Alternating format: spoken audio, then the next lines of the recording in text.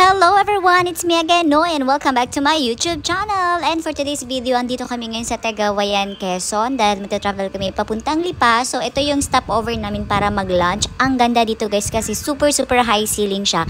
Ang presko at kami lang yung tao nang pumunta kami dito. Ang sarap guys ng pagkain dito sa Criselda Seafood House. Ayan.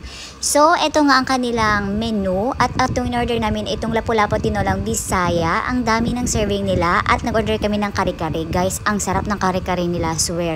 May kakaibang lasa siya, promise. Kaso hindi ko na ito mababalikan kasi sobrang layo.